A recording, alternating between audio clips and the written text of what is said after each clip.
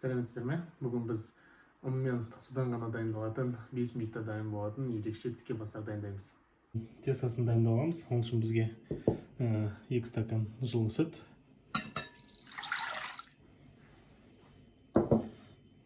жарты стакан сұйық май,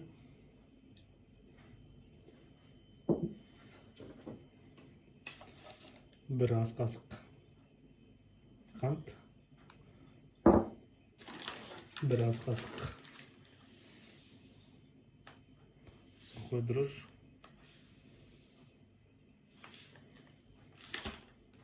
және 2 жұмыртқаның ағы, яғни белогы керек. Жұмыртқаның ағын аламыз.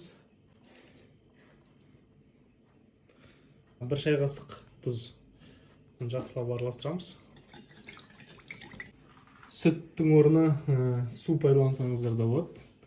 Менің енді видеоларым құр үйде бар заттардан жасалғандықтан орнын сумен ауыстырып, жылы сумен ауыстырып, солай жасасаңыздар болады. Біз 4 стакандай ұн себеміз және жақсылап араластырамыз. Тестамызды басып болдық. Енді тестамызды салафанға саламыз. Салафанға салып, алдын жауып қоямыз. Жол жерге тестамыз тез көтеріледі. Оған дейін оның ішіне салатын начинкасын дайындап аламыз.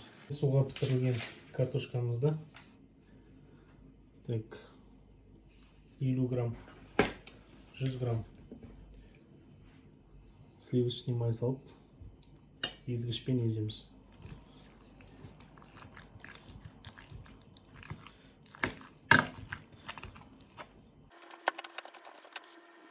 Тұздаймыз және бұрыш қосамыз. Туралған ас көбімізді осында қосамыз.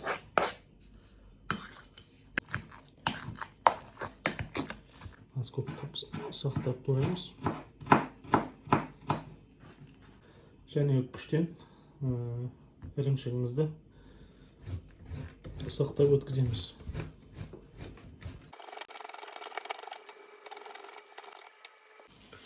Тіске басарымыздың тестасы көтерілді. Енді пакеттен аламыз.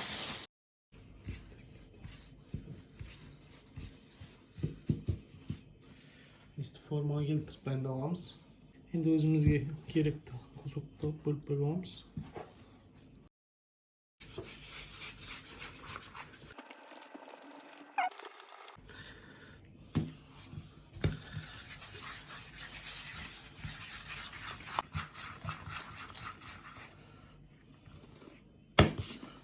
Осындай домалақтар жасап аламыз тез-тез. Енді осы қолмен дайындап алып, оқтаумен ысамыз. Оқтауымыз просто күйіп кеткен, бұл кір емес. Бізден үлкен оқтаулар.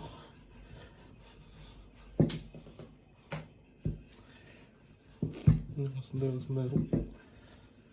ысамыз. Осы нандарымыздың үстіне күштен өткен сырымызды жайып төсеп шығамыз. Кішкене көбірек.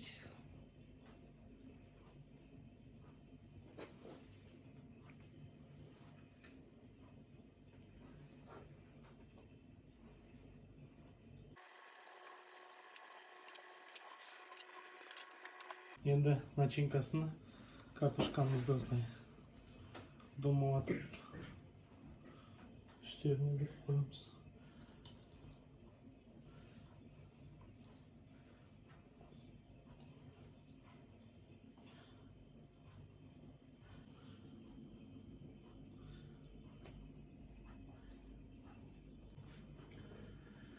Нанымыз дайын, үстіне картошкаларын қойып алдық. Енді бұлай екі шетінен ұстап жабыстырамыз.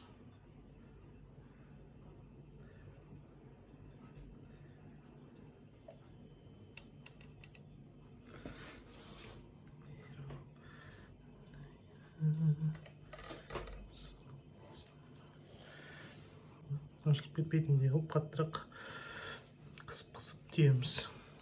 Бәрін дәл осылай түйіп шығамыз.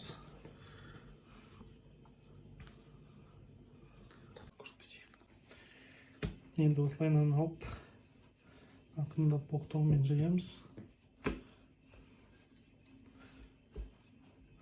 Қандай ауасы болса, бүйтіп вилкамен шығарып жүрсеңіздер болады.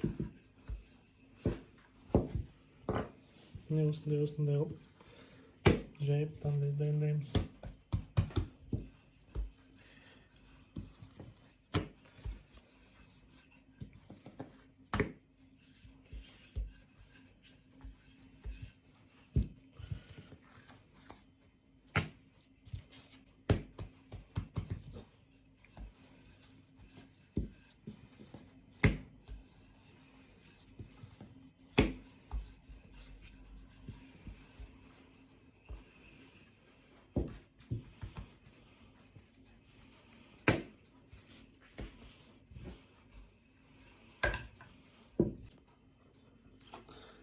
Арнайы пісіретін қағаздарыңыз болмаса, осындай ақ парақтың үстіне май сеуіп істей берсеңіздер болады.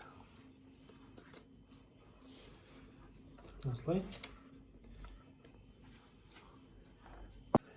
Енді үстеріне осылай жұмыртқаның сарысын жағып шығамыз.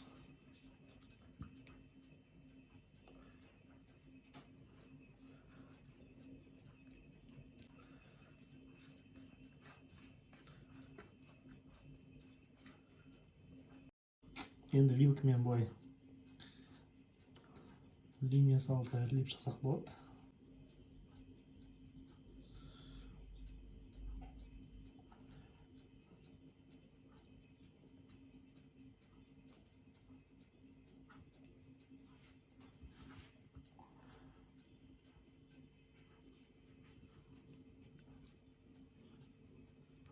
Жүз 180 градустық пешімізге 20 минутқа саламыз. Міне нанымыздың бірінші партиясы дайын болды. Өте жұмсақ, түрі әдемі болып шықты. 20 минутта дайын болды. Есі күшті. Ал бисмиллах.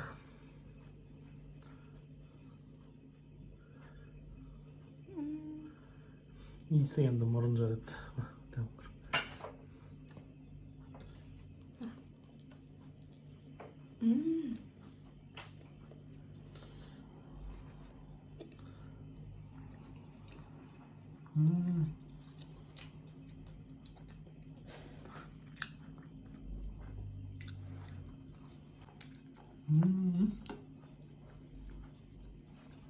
Мықты. Сырын бұдан да көп салуға болады деген, я? Бірақ керемет.